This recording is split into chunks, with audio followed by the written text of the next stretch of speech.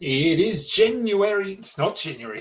January. Get it behind my time. Myself there. February the 6th. The trade deadline has come and gone without too much fanfare. We have to be honest there. Today, anyway, there were obviously some big moves earlier in the week. But let's go through it team by team. Let's have a look at the new rotations, the new rosters, or what I think they might be. We obviously don't know for sure. We'll have a look at winners, losers. What the hell are Portland doing? What are Brooklyn doing? What are Washington doing?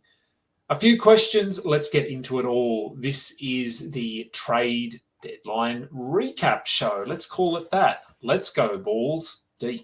I'm the type to get shit done. You the type to observe.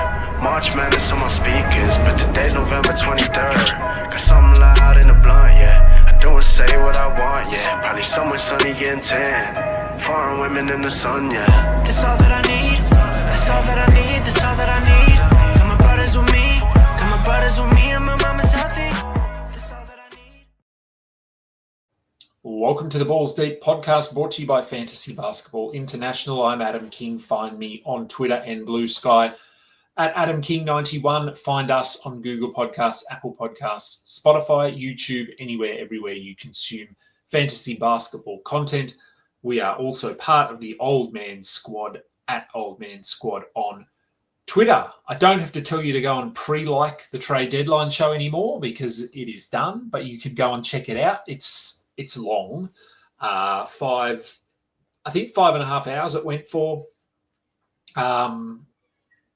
Obviously we didn't have as much to talk about today as we might have liked, but we had a few trades. We talked about the previous trades. Lots of familiar faces on the show, so it was fun. A lot of people watching along live too, which was great. A ton of questions. So if you have a spare 5 hours, go back and watch that. I'm sure Dan will do a summary show as well, as will I. We will start with at the top, we'll start with Atlanta. I do see that we have questions in there. Do you want to do those first? Let's do some questions. Then we'll get into the team. Hello, Steve. The stick stash did not work. I was a little bit cautious about him given the Bulls' track record, and they didn't let me down. The Bulls striving for that 9 seed yet again. So no, the stick stash didn't work. We can move on at this point. It's not to say that we won't reach a portion of the season where they do lean into him a little bit more and maybe ease off of Vooch. But again, given it's Chicago, I'm not sure we will see that. You have one ad left. Nothing in particular, just looking for upside. We're going to get a lot of questions about these same names. Nurk, Madas, Buzelis, or Dalton Connect. Who would I rather there? Look, you could make a case for all of them. I think Buzelis is probably the safest. We assume Connect is going to start and play 32 minutes. We don't know that. We assume Nurk is going to start and probably play 30 minutes. We don't know that. We do know that Buzelis is probably going to play 30 minutes moving forward because that's what he's been doing. So he's probably safest. Nurk, we know what Nurk is. He's a good rebounder, can get some out-of-position assists, not a great shot blocker, not overly efficient for a big man. So he has his pros, he has his cons. Dalton Connect is really just points and threes, nothing else. Buzelis, some points, some rebounds. He's a good shot blocker. He hits threes. So I think I'd probably go Buzelis just. Nerdy Nerd asks, are we keeping Misic? No, I don't think we need to keep Misic. LCPO. Now, I saw this question. So Marcus Smart is projected for 30 minutes for Washington. That's Kyle's projection. Josh's projection has him at 23. So they don't always agree on their projections. Do I see him playing 30 minutes? Personally, I don't.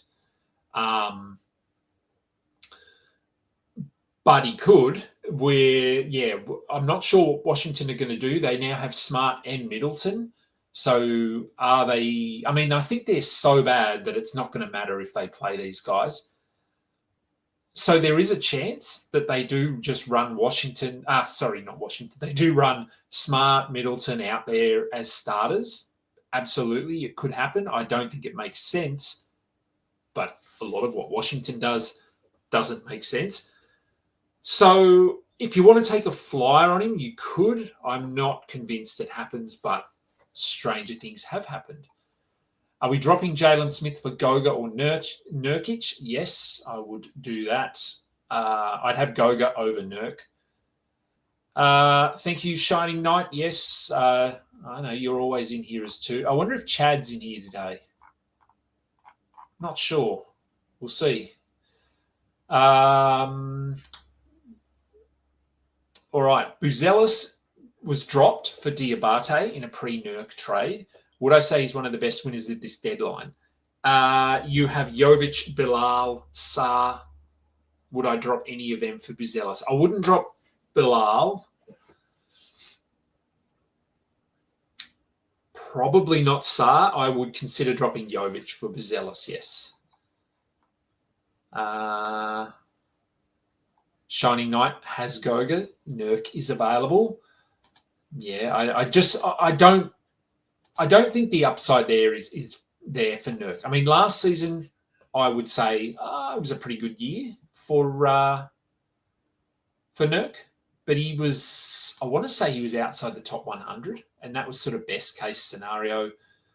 So yeah, I still don't see him as sort of this huge breakout top 100, top 80 player or anything like that. He'll get you a double-double. He'll get you a steal and a block.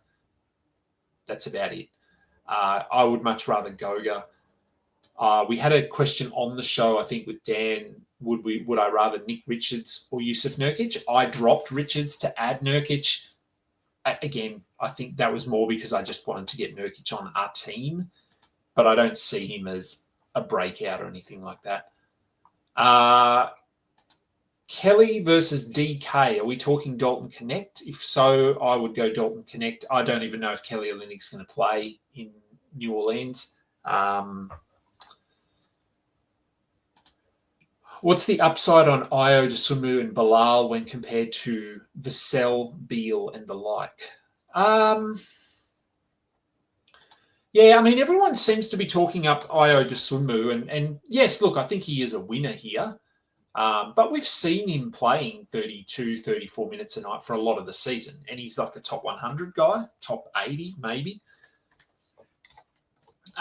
Beal is probably in a similar range. Vassell, probably the same sort of range as well. Once you get down into this sort of range,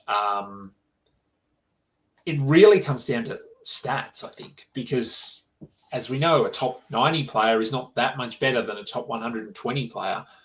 So I think they're all pretty comparable. Do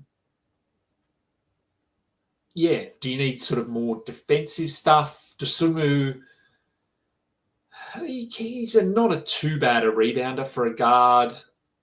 Bilal would have the most upside there defensively. So if you're looking at more defense, I'd go him.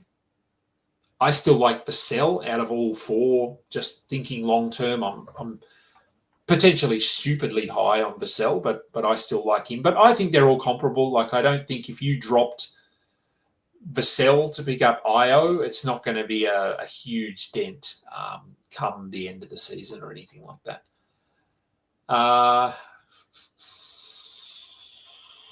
C Park, who would I drop in an 8-team? Oh, so a shallow league, punting free throws, where Io Buzelis. Who would I drop? Not Ware, I don't think. I still think that Ware could be top 50-ish, top 60. And it'd be one of Io or Buzelis. Maybe Buzelis. Again, top 90, top 100 in an 8-team league. You're going to be able to stream value. I think of the three of those, Ware is the only one that could push inside the top 50, so I wouldn't be dropping him. Nerdy Nerd asks, is Nurkic a good pickup? He's a pickup. I won't say he's a good pickup, but he's a pickup. What happens to Nick Smith? Not much, I don't think. He should just continue to start. I don't really see his role changing. I think that, well, at least until LaMelo is back. Once he's back, I would just run with Nick Smith, LaMelo Ball, and Dalton Connect as your backcourt, but they may not do that. So we have to wait and see. But for now, you just hold him because LaMelo is still out. All right, there's quite a lot in there. All right, I'm going to jump into the teams now, just so I don't, because I am going to do a pre-game show after this one, and I want to try and squeeze in 10 minutes to have something to eat. So let's get into the teams and have a look at rotations and that sort of thing. Some won't warrant any discussion at all. Let's start with the Atlanta Hawks. So they moved DeAndre Hunter out. They moved Bogdan Bogdanovic out. Hopefully I remember all of these trades just from looking at the rosters. Karis LeVert comes in. George Niang comes in. Bones Highland. Terrence Mann. Hopefully Josh has gone and uploaded or updated all of these so they're all current. So what are we looking at in terms of shifts in value? I think Ricochet gets a small bump just in terms of opportunity. I'm not saying he is someone we need to prioritize, but he should, with no Hunter there, they were playing a very similar role. LeVert, at the moment, I would say he may slide into the small forward position, but I also think he could come off the bench and play as a secondary ball handler playmaker because they don't really have anyone on the bench there that I would class as a point guard. Terrence Mann also comes in. Where does he fit? So there's a little bit of a log jam here, I think, with Terrence Mann, Karis LeVert, probably maybe George Niang, but Veet Krejci's still there. So am I adding anyone here? Look, you could take a flyer on LeVert. He probably is the safest of all of those guys. Beyond that, I don't think I'm doing too much. For Brooklyn, who just basically did nothing, which is bad for fantasy, what happens now? We know the last 3 weeks I've basically been avoiding Brooklyn because they're so hard to project and nothing changes. If you had picked up Day'Ron Sharp, I talked about him as one of my favorite stash guys. This obviously doesn't help him because Nick Claxton is still there. But I am still going to hold Day'Ron Sharp in as many spots as I can, which I think is a two leagues, maybe three. He's doing just enough, I think, to maintain very back-end value. And then, as we know, that opportunity, should it come for him to start, would unlock him. So I don't mind holding him. Keon Johnson has been relatively consistent. Cam Johnson returned yesterday, wasn't traded. So both he and Cam Thomas, I'm assuming, will just play as they were at the start of the season. And look, on the surface, I mean, maybe the Nets just realised, hey, we're so bad that it doesn't matter if we play Cam Johnson, Cam Thomas, Nick Claxton, Ben Simmons. We're still going to lose. So it's not like they had to get worse. This makes D'Angelo Russell pretty tough to hold, I think, moving forward. You could, but he's been very bad. And I talked about the fact that he probably isn't enjoying his time necessarily in Brooklyn. So, yeah, sadly, not a lot changes for Brooklyn, which is not what I expected to be saying today. Boston, don't need to talk about Boston. Charlotte, Dalton Connect is the obvious one here, the potential winner. If he starts and plays 30-plus minutes, he will have value. It will be somewhat sporadic. He is points and threes only, which we've talked about. Nick Smith, I would hold him, even if he comes off the bench. I think they've just invested enough into him now that they need to play him minutes. Nurkic, again, winner, probably an ad. Josh Green has been playing pretty well of late, especially on the defensive end. That's why I think they continue to start him. He's more of a specialist, though. And with no Micic there anymore, KJ Simpson, maybe he gets a few more minutes. Deeper leagues only, though, I would say. And Diabate, who was a very popular ad yesterday, probably goes back to, 25-minute role, which if you need rebounds, fine. Maybe they do split the center minutes. I don't know. But Nurkic coming in certainly puts a big dent in his projected value.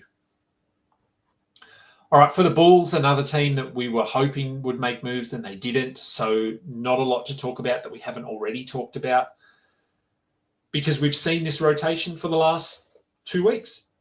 Make sure Buzelis is rostered. Jalen Smith's stash value disappears. Maybe not completely, but generally it does. The Bulls just don't seem to want to shut these guys down. So let's work under the assumption that Vooch plays 30-plus minutes moving forward and Jalen Smith plays 15 to 18 minutes off the bench. It could change. I hope it changes. I'm not sure it does change. Cleveland, they lost Karis LeVert, George Niang. They bring in DeAndre Hunter. Now, I don't know whether he starts. I think Max Strus has been starting. I wouldn't be surprised if they bring Hunter off the bench as a sixth man. I think that's a good role for him here. Value, look, he takes a bit of a hit only because he's coming to a team that are pretty stacked in terms of that top four anyway. So I think his value probably takes a bit of a hit. I think he could be a hold, though, because he will still play starter level minutes and will, I guess, theoretically just do what he's been doing all season, and that is scoring the ball quite well. So I think Hunter is probably a hold. Strus gets a small bump here because he doesn't have LeVert coming for his minutes and George Niang. So Strus is probably just locked into a slightly more sizable role. And I guess it maybe helps Ty Jerome a little bit as well, because Karis LeVert was playing some of those backup guard minutes where DeAndre Hunter is not going to do that. So not an ad or anything in terms of Jerome, but just I think helps his overall role and value. Deeper leagues maybe. Okay. And I will keep checking Twitter. I mean, I'm assuming, well, hang on, Shams, what's he saying? Oh, nothing. Okay, he's just talking about all the trades. All right. Dallas, they made their moves early in the week. Nothing really came today. Max Christie played a lot of minutes in his first game. They play again today, so let's see what that looks like. PJ Washington is still out, though, so we're not going to get an accurate reflection yet. And obviously Anthony Davis out as well. So if you added or holding Max Christie, I would continue to do so. Likewise for Spencer Dinwiddie at the moment, that will probably change. I think he will be a drop. I think Najee Marshall will be a drop. For the Nuggets, as per usual, they did nothing, so we don't need to talk about their value relating to the trade deadline. It didn't change. Detroit, not a lot here. Dennis Schroeder is an intriguing piece for them. I think he actually could play here, not enough to have value, but he does give them a somewhat proven backup point guard, which they haven't really got at the moment. So I think he will come in and play 20-plus minutes, but I don't really see his value impacting anyone other than maybe Tim Hardaway, maybe Malik Beasley, because they now have an alternative guard option. I would still hold Beasley, Hardaway. Let's look at him as a streamer and nothing more. For the Warriors, Jimmy Butler came in yesterday, so we talked about them. They're very shallow now. They still don't really have a center.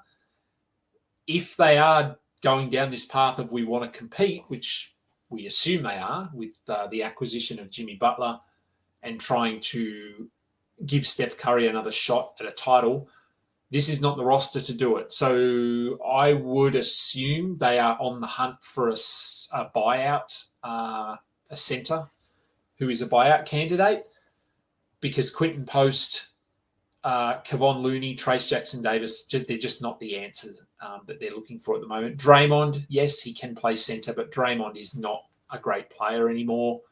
I hinted at that when they released an image of the new big three in Golden State. I'm not sure I'd consider Draymond big anymore. But with all of the pieces now moving out, Podziemski, I think we have to add him. Buddy Hield, if you want to add him, I think you could. He is very, very limited to what he brings. I would rather Podziemski. Honestly, I'd rather them play Moses Moody, but I just don't think that's going to happen. So, yeah, I think Hield and Podziemski are our two winners, I suppose, if we want to class them as that. Houston, another team that didn't really do much, which is not surprising because they are playing very well and they have a very good young core. So we don't really need to talk about them. The Pacers, likewise, did absolutely nothing, so we don't need to talk about them. I do like these teams that didn't make trades. For the Clippers, really only one move. Bogdan Bogdanovic comes in. Kevin Porter goes out, as does Terrence Mann. Is there anyone else? That might be it. Like I said, I think I'll probably miss a couple of names. So Bogdanovic will come in and could start. I don't think he will. I think he is, again, another, much like DeAndre Hunter, I think he is much better as a sixth man. Kawhi will start. There will be games where Bogdanovic might start because Kawhi is out, although they may prefer to keep Bogdanovic coming off the bench and bring in Amir Coffey or Chris Dunn or something like that. Who does this impact? No one, really. Bogdanovic, if he was dropped, you could pick him up. He probably plays 25 minutes. He's been pretty bad this year, but he was good last year. So I don't mind taking a bit of a flyer on him. I view him as a winner just because I think getting out of Atlanta is probably not a bad thing. Not a winner to the point where we have to rush and add him, but just a winner because I think he will, a fresh start. Let's say, what do they say? A change is as good as a holiday, or whatever that saying is. That could be the case here for Bogdanovic. For the Lakers, again, no real trades today. They made their splash in the days leading up to trade deadline. Jackson Hayes is a loser because Mark Williams comes in. You can still hold Hayes for tonight because Williams won't play. Luka Doncic also out. So, yeah, guys like Finney-Smith, Gabe Vincent, they have a very, very small window here. But when Luka is back, which could be in the next game or two, they will be drops. Rui Hachimura, yeah, still undecided. I think he's going to have to play, but probably not someone that will be putting up a ton of value for us. We know who Rui is at this point. All right, Memphis. Look, they made some moves. Smart goes out. LaRavia goes out. It doesn't really do much, though, to be honest, because they still have, if we're rattling off the names that are borderline, they still have Jalen Wells, they still have Luke Kennard, Vince Williams, Santi Aldama, G.G. Jackson, Brandon Clark, Scottie Pippen, Jay Huff, John Conchar. You could even throw Cam Spencer in there, but yeah. So there's no real winners here in Memphis for me. I guess it clears things a little bit for Scottie Pippen. And Luke Kennard, they're not necessarily competing with Marcus Smart now for those backup point guard minutes. But in saying that, Smart hasn't been there for however long, 6 weeks. So we know what it looks like. For Miami, Andrew Wiggins comes in. There's obviously a bit of an impact here because Jimmy Butler has not been playing. So I think Wiggins, obviously we're rostering Wiggins. He could have an impact on Khalil where just the minutes may come off or come down slightly. Jovic, I'm still holding him. Jaquez, Rozier, I don't think we need to be holding him. Feels like I've got a cobweb on my feet. I don't know what's going on there. All right, the Bucks. Kuzma, the obvious one. Middleton goes out. Kuzma comes in. They do pick up Jericho Sims as well. DeLon Wright is off to New York. I think. No. Did he go to New York? Oh, maybe he did. Oh, anyway. Kuzma. Look, I count him as a winner here only because, again, I think he will play. He's in a much better organisation now than the Wizards. So not a winner necessarily in terms of per game upside value, what he can do, but just the fact that you could roster him now with the confidence in knowing that he will play. He will play good minutes. There isn't really anyone on this bench that would be coming for his minutes. Depth is not a strength of the Bucks. So, yeah, I think Kuzma, you just roster him with a little more confidence. I don't really see him impacting anyone. Dame is fine. Giannis is fine. He's not going to impact Lopez, who hasn't been good anyway. For the Timberwolves, no moves, nothing to talk about. We like that. For the New Orleans Pelicans, now they obviously did make some moves here. Bruce Brown comes in. Kelly Olynyk comes in. Brandon Ingram goes out. Now, again, Ingram hadn't been playing, so we know what the rotation looks like. Bruce Brown and Olynyk, this is a tricky one, one of the more tricky ones, because we don't know if they're going to play. We don't know if they're going to keep them around. Are they going to move them? Are they going to buy them out? They didn't trade them, so they can't do that. But because they both could have value here on this team. If Pelicans just go, stuff this, we suck, we know we suck, we are just shutting it down. Zion might only play half the games. They might just run Bruce Brown out there and run Kelly Olynyk out there as a backup centre. Carlo Matkovic is more of a centre, though. I don't think he's coming for Misi's minutes. A lot of question marks here. Who am I adding? What am I doing? CJ, Trey, Misi, Zion, all holds. Probably Alvarado. There's a question mark now with him, especially if they do play Bruce Brown. Where does Alvarado fit? I would hold him for now.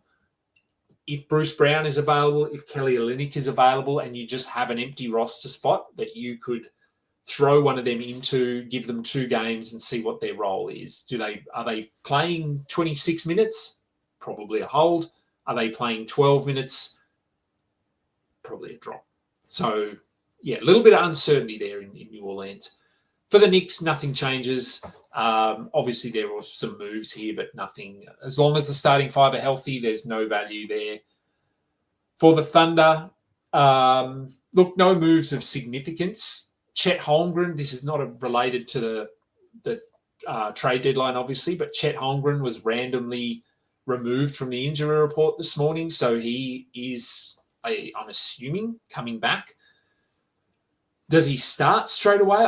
I'm not sure. They might bring him off the bench for a couple of games. Hartenstein takes a hit here. I think he's still a pretty safe top 70, top 60 player. But that upside to push inside the top 40 is probably gone now. But yeah, that's not deadline related, so I don't really need to talk too much about it. For the Magic, also very little in the way of moves. We'll talk about their rotation when I do the pre-game show later on. For Philly, Grimes is an interesting one because to me, he is a pretty clear 6th man candidate here. He's much better than Gordon, Lowry, Council, Reggie Jackson, those guys. Grimes could come in here and play 28, 30, 32 minutes. Paul George is not a picture of health. We know about Embiid. So I wouldn't actually mind taking a bit of flyer on Grimes. Maybe you could consider him a winner. The risk or the element of doubt here is the fact that he was playing meaningful minutes in Dallas and didn't really make the most of it. So I'm not certain he's going to be productive enough to be a 12-team guy, but he will potentially get the opportunity. Phoenix, nothing really to talk about here. No trades. Kevin Durant was targeted by teams, but they didn't move him. The Suns are obviously in this. They want to win. They want to win now. So Micic coming in, to me, doesn't really move the needle or anything like that. It gives them another backup point guard. But, I mean, even when he was playing 30 minutes plus in Charlotte, Micic was borderline at best. So coming off the bench, look, if Tyus Jones got injured, I guess. But in saying that, they'd probably just move Beal in as the point guard if that happened. Portland, one of the teams I probably thought I'd be talking a lot about here, we are not going to talk about because they didn't make any moves. Now, what this means for Portland, I don't know. They're obviously playing very well at the moment. We had hoped, or I had hoped, that Jeremy Grant would be moved, Anthony Simons potentially would be moved, DeAndre Ayton would be moved, or Robert Williams. None of them will move. They're just going to run it back, apparently. So this hurts Scoot a little bit. Not to the point where he's a drop. I think he is still a pretty firm hold. But he's not starting based on what we've seen. So that ceiling is probably just lowered a little bit. Same goes for Shaden Sharp. Klingon is now a really, really hard player to stash. I think common sense would say, yes, we get to a point where Klingon is starting and playing 26 minutes. But with Robert Williams there still, and DeAndre Ayton, and they're playing well, that stash could come much later than we had hoped for. So yeah, not a lot to talk about in Portland. And for Sacramento, again, early moves. Zach LaVine comes in. I'm worried about Keegan Murray. I think he is a little bit of a loser here, fantasy-wise, because he is potentially the fifth option on offense, if not fourth at best.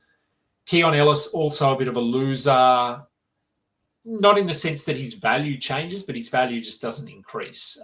We had stashed him. We were hoping for 28, 30 minutes. I think he's going to be low 20s.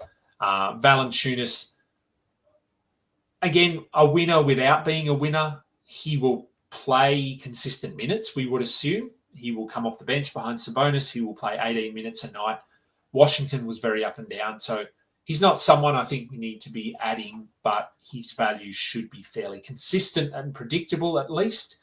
So if he fills a need for you in a specific punt build, you just need a guy that can get you close to double-digit rebounds and double-digit points, then sure. But, yeah, unless Sabonis gets injured, there's just not enough here. The Spurs. Man, there's a lot of questions. For the Spurs, yeah, again, early moves. De'Aaron Fox, we've already seen exactly what this rotation looks like. So, winners, losers. Steph Castle, based on what we saw yesterday, is a pretty clear loser. He moved to the bench and played 20 minutes. Chris Paul, we thought he might be a loser, but he started alongside De'Aaron Fox and looked okay. So I think he's a hold. Vassell, it was only a one-game sample size, but he looked good. Have spoken about the fact that I think his value, despite the fact that his opportunities might come down slightly, his overall value could hold or go up because of the efficiency. Sohan was better yesterday, still coming off the bench, but I hope they move him into the starting lineup, but I get why they might not, just because of his lack of floor spacing potential. Harrison Barnes gives them that, despite the fact he doesn't give them much else. But yeah, it's probably Castle is the guy here that's the pretty obvious loser. Now for the Raptors, They offloaded some pieces. They didn't bring a lot back in other than Brandon Ingram, but he's currently out. I would say he will make his debut imminently. RJ Barrett also out. Jakob Poeltl out. They're an interesting case study, I think, the Raptors, because they have a pretty intriguing young core here. Quickly, Barrett, Ingram, Barnes, Grady Dick is there.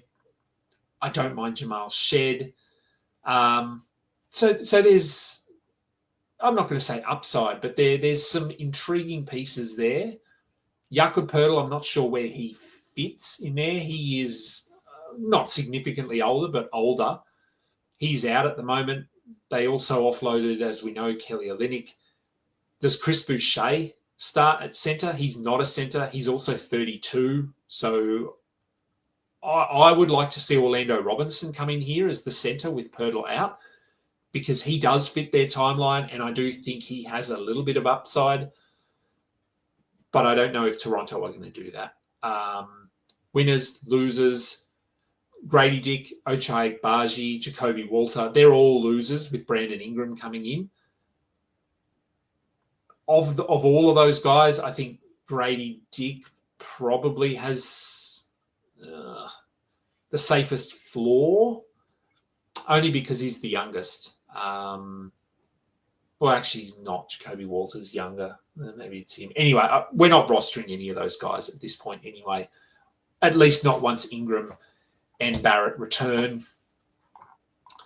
Utah, much like Portland, much like Brooklyn, sadly, there is nothing to talk about here.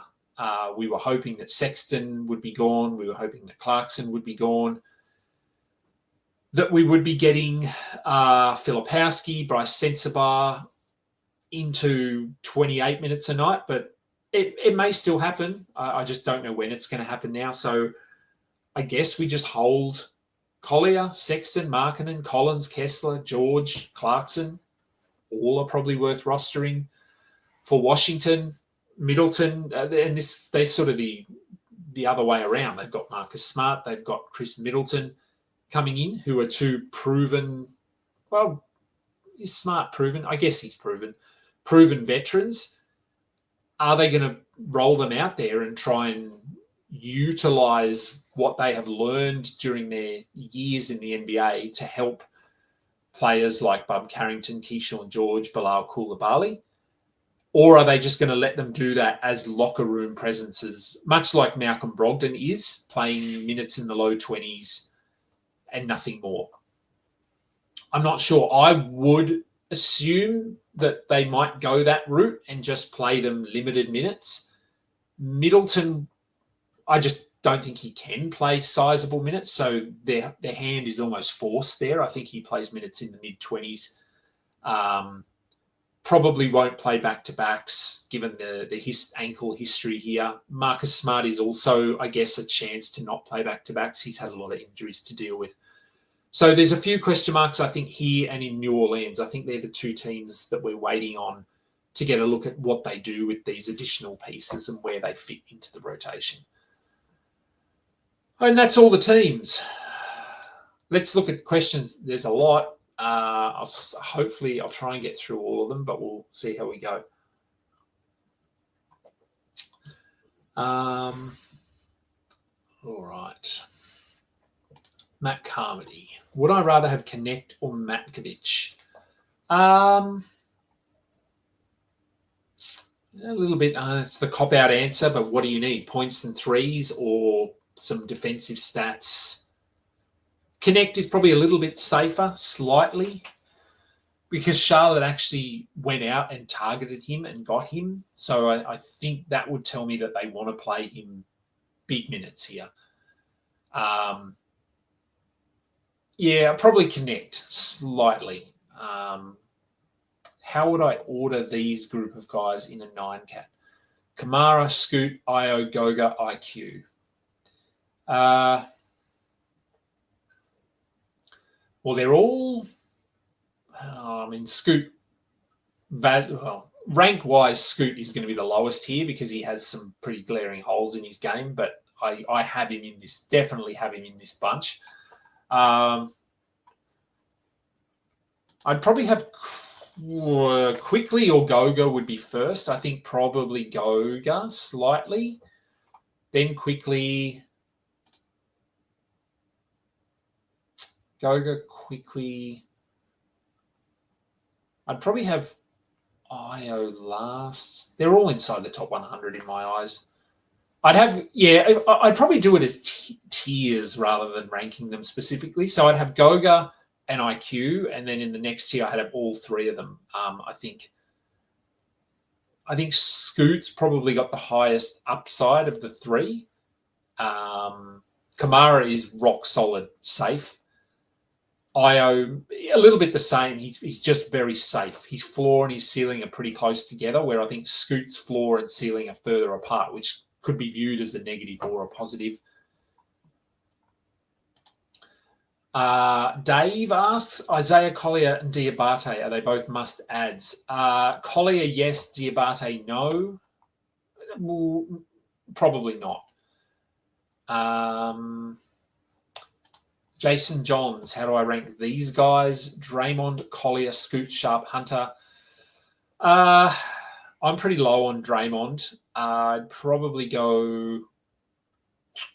Again, if we're looking purely for upside, I'd probably have Scoot and Collier at the top.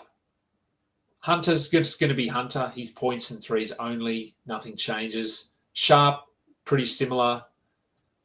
I'd probably have Collier and Scoot at the top of my list, and then I'd have Sharp, Hunter, and I have Draymond last, but you could make an argument that he's first if you need everything or anything but scoring, because he doesn't score, he doesn't hit threes, efficiency's not a strength.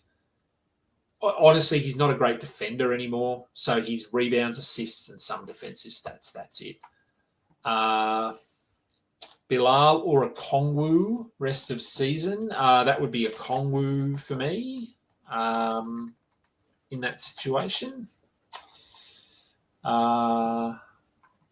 Chad went to sleep. He might have. It's been a big day. Someone dropped Nick Richards, worth picking up. Depends who you're dropping. If you are...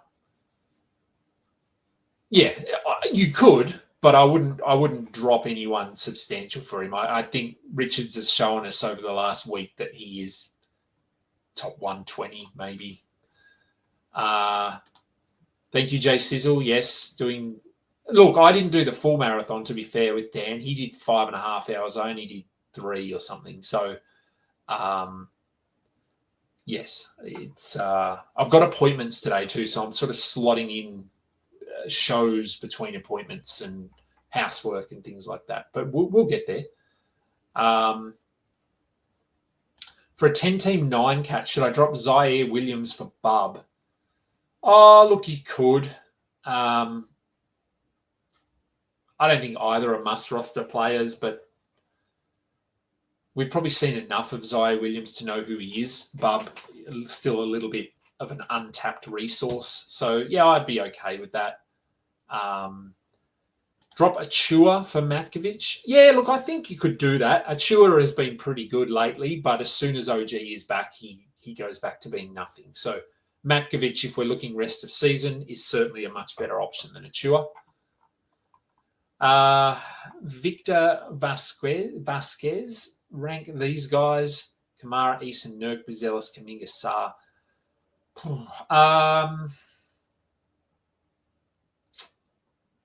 Processing a lot of numbers in my head at the moment. Who would I have? I would have... I might go Eason first.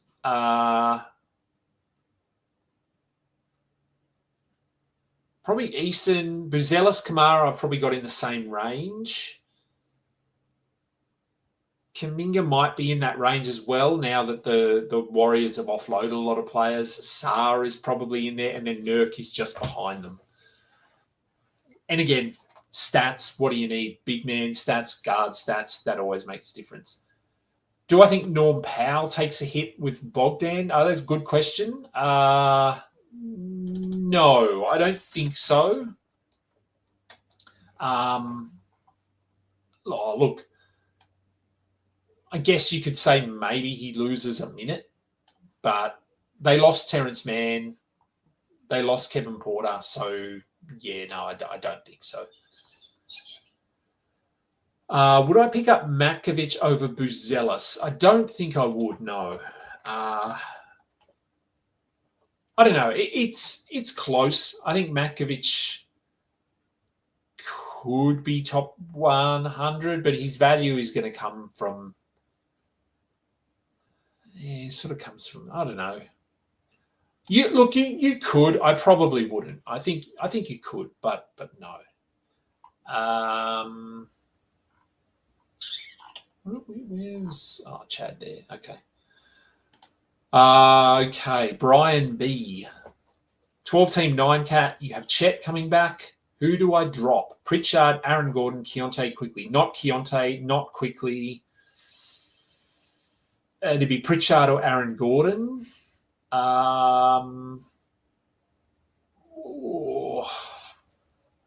Pritchard's been pretty bad.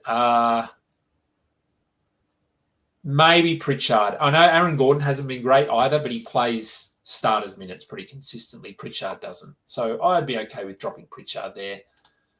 Would I drop Ricochet for Matkovic? Now, that I might do. Yeah, I did say Ricochet is a small winner here, but he doesn't do much. I think Matkovic certainly has a lot more upside than Ricochet.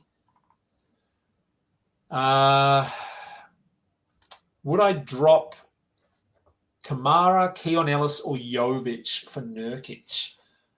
Kamara, no. Jovic, probably not. Ellis, maybe. Yeah, like I said, I don't think Ellis is going to play enough. He's very specialised. So, yeah, I'd probably drop Ellis for Nurkic. Shining Knight thought this was the pre-game show. It is not the pre-game show. No, it is not. It is a special. You get to see even more of me. Oh, look, Chad, he's awake. That joke's going to stick forever now. Chad should appreciate that.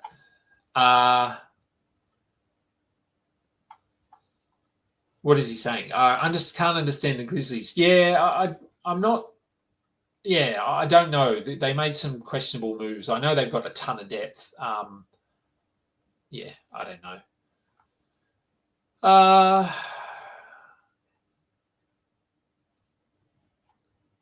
Yes, you are right. Yes, I got excited too. I woke up and Anthony Davis had made shoot around. He was questionable, and then he was downgraded. And I don't know.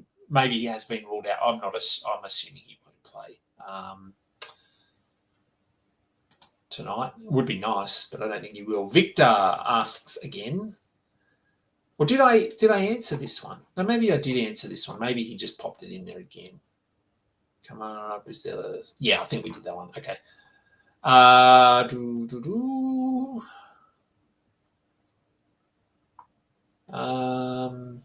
Lots of chat, but I'm just trying to get to questions because I'm pretty hungry. Buzelis good for a punt. Okay, here's something. Shining Knight. Wonder if Buzelis is good for a punt, threes and free throw percentage. If he's better than the aforementioned Beal, Vassell, Goga, Sarr for such a build. Yeah, look, he would be if that is your if that's your build. Mac Attack, I do look tired AF. What time did I wake up? I woke up at 4 a.m. this morning. So it has been a long day already, but we'll get there. Maybe I'll squeeze in a sleep today. Probably not. Once the basketball starts, I'll be awake. So any chance slow-mo starts over where with Bam shifting to centre? Well, there's a chance, but I'd like to think no. Nathan, would I do an AD for Luka and John Collins, trade now. I have too many bigs, and I'm thinking that AD and Luka could provide similar fantasy value. Similar fantasy value in terms of, yes, they are both top 10 players, top 8 players, whatever. Very different in terms of what stats they bring, but overall rank, yes. So if you're saying that you have too many bigs, I'm assuming you are moving AD. So would I move Anthony Davis to get Luka and John Collins? Is that the question here? If you just want to clarify that for me. If that is the question, if the question is, would I move AD to get Luka and John Collins? Yeah, I would. Like you said, I think AD and Luka are pretty comparable, and they're both top whatever players and very different. So if you've got a glut of big men and you don't need rebounds and you don't need blocks, then bring in Luka, sure. Is Matkovic potentially a top 80 player this year? Top 80 centre? Yes, he's definitely in the top 80 centres. But is he a top 80 player? Yeah, he could be. Again, they're one of the teams that I need to get a bit of a read on their rotations first. I think he has the upside to be a top 80 player, but we'll see what they do. Jared Butler to Philly. I did see that one. Yeah, I don't think it means much. It could at some point. Butler had some good moments earlier in the season. If Philly do shut it down at some point, then yes, he could be intriguing. But for right now, I don't think so. I don't think they're going to play him over Edwards or anything like that.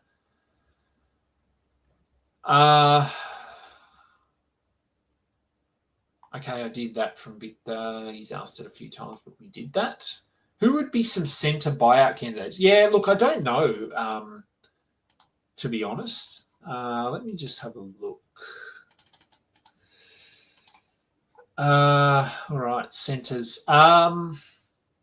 Look, I mean, probably not Capella. We thought he might be moved, but I don't see them buying out his contract. Same with Nick Claxton. I don't see it. Maybe the Bulls buy out Zach Collins. He could be a buyout candidate. He would be an interesting, because he's still, I mean, he's not young, but he's not old. He's 27. Anyone else? Look, I guess Paul Reed, potentially. If the Pistons want to just run with Isaiah Stewart a little bit more as their backup centre, which they have been doing.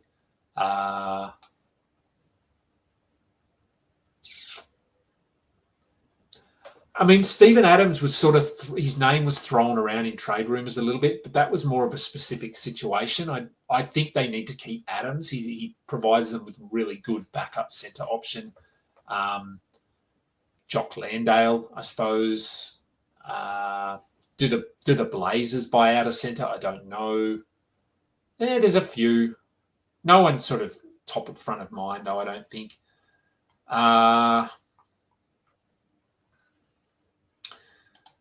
Harry, fair question. Why are we not talking about Kispert? Well, partly because I just don't think he's that good, but also,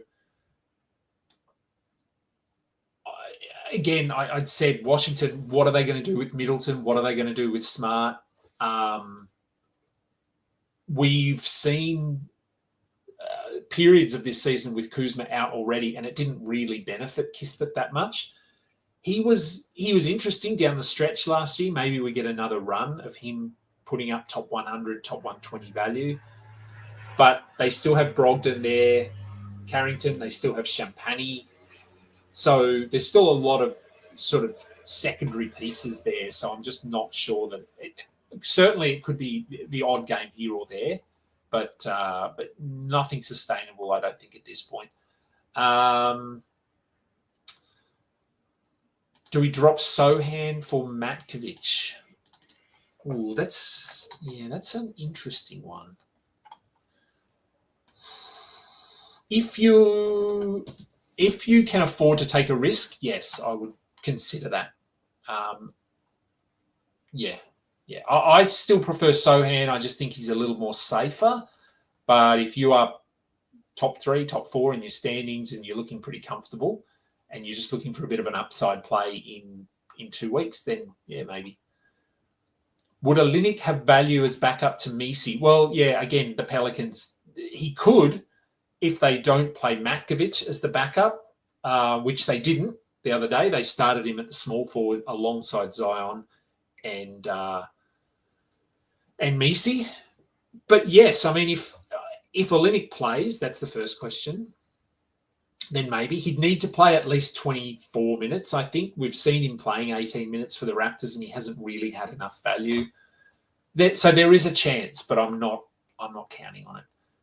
Nathan clarifying that question from earlier. Yes, moving AD to get Luka and potentially John Collins, but more so for AD for Luka straight up as you have 7 centers. Yeah, look, I'd be fine with that. John Collins probably has power forward eligibility, so maybe that gives you a little bit of flexibility there. Taylor asks, have we already discussed the Utah guard situation? Look, we did a little bit.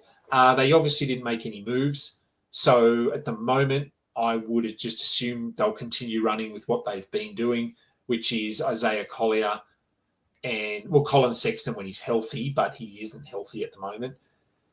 Isaiah Collier and Jordan Clarkson started the last game. I guess, long story short, I think Collier, Sexton, Keontae George and Jordan Clarkson are all must-roster players. I'd probably have Collier and Keontae George as the top 2, and then I'd have Sexton and Clarkson as the next 2 down. Would I drop Westbrook for Podziemski?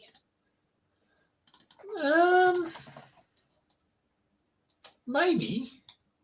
I mean, Westbrook's been really good, but yes, we don't know how long he is going to be out with this injury. I think I'd consider that. I'd be okay with that. There's still Podziemski's role is not 100% certain yet, but yeah, I think I'm okay with that. Am I worried about Luka's health at all? Yeah, look, were the Mavs concerned and had him in that? Well, look, he's not in the Embiid discussion. No one really is in that discussion. So no, I don't think they're worried to the point of Joel Embiid worried. Zion, maybe. I would think coming in for Luka, coming in, playing alongside and sharing a locker room and space with LeBron is going to do a lot for Luka. I just think in terms of probably his attitude towards looking after his body, like no one does it better than LeBron. So I think this is going to be a massive win for the Lakers long term. So no, I'm not too worried about it. Obviously, it's a little bit concerning. He has had some injury concerns and the weight has been discussed. But, yeah, I'm not too worried about it at this point. All right, let's get through these last few so I can go and grab some food. Alex, too many centres now that Chet is back. Mark Williams, Sarr, Zoo, JJJ. Can I flip any of these in a fair deal for Cat or Sabonis? Prefer to keep Mark Williams. Okay, so Sarr, Zoo, Triple J. Triple J is the obvious one. You could move there. Could you move him in a 1-for-1? Maybe. If you can find someone that needs a centre who has power forward eligibility, because he has both, and who is more of he's been very good both ends of the court, but more of a defensive-minded centre. So, like, if someone has Sabonis, for example, and they need blocks, then they might. They would be the easiest ones. I think you could package them. If you've got too many centres, I think packaging Sarr and Zoo to try and get one of those guys. I don't know if that'd be enough, but you could try. Yep. So I think it's certainly on the cards, yes. Nathan, continuing that discussion there, if you keep AD and don't trade for Luka, what do I think of you trading away Collier for Kamara straight up to punt assists and boost defensive stats? I think that's probably okay. Yeah, I mean, look, Collier has been really good, but he's limited. His assists really only assists only. Points have been better. Steals aren't translating super well yet. Kamara has been, I mean, I'll pull up his numbers here. He's top 100 for the year. I know that. And he has to be better than that, doesn't he, over the last month? Seems to have grown a lot of confidence on, especially on the offensive end. Last month, he's the 77th ranked player, 42nd over the last 2 weeks. And if we look at his last month numbers, 12.5 points, 6 rebounds, 1.6 steals, 0.9 blocks, I think that's somewhat sustainable. Maybe the defense comes down slightly, but I'd be okay with that, I think. What do I think about Sabonis rest of season, maintaining first-round value? I think whatever he's been doing for the last in a points league for the last 3 months, I don't think that changes too much. There's even a chance the assists come up slightly because De'Aaron Fox is gone. So, yeah, points should stay the same. I mean, Levine and Fox are pretty comparable in terms of points. So I think he'll be okay. Does having Monk, Levine, DeMar take away offensive touches for Domas? Yeah, look, maybe a little bit. But as I said, Levine and Fox, it's not like they lost a low usage point guard. They lost De'Aaron Fox, who was points are probably his strongest category, along with steals. So Levine will come in. He's also points. So maybe it does slightly. But as I've said, I actually think it's Keegan that loses out. You're right, Shining Nate. Yes, Luka having LeBron as a mentor it's crazy good for him. And Wicked Prince, what do I make of Matkovic in a 14-team points league? Added him for Smith. Yep, absolutely fine. No issues with that at all. All right, that will do. That was a lot. We got there. Thank you, everybody, for watching and for all the questions. I will be back in about 20 minutes with a pre-game show. There's only 6 games tonight, so it shouldn't be a massive one. We can get that banged out before the games start. Yes, again, thanks. Go and download. Please do all of that stuff. That's what we're looking for here. And I will be back very shortly. I'm Adam King. This has been the Balls Deep Trade Deadline Recap Summary Q&A show. Until next time, catch ya. You just listened to another episode from the Fantasy Basketball International Podcast Network. Thanks for joining us. And for more information about joining our community, please check out our website at FBIBasketball.com.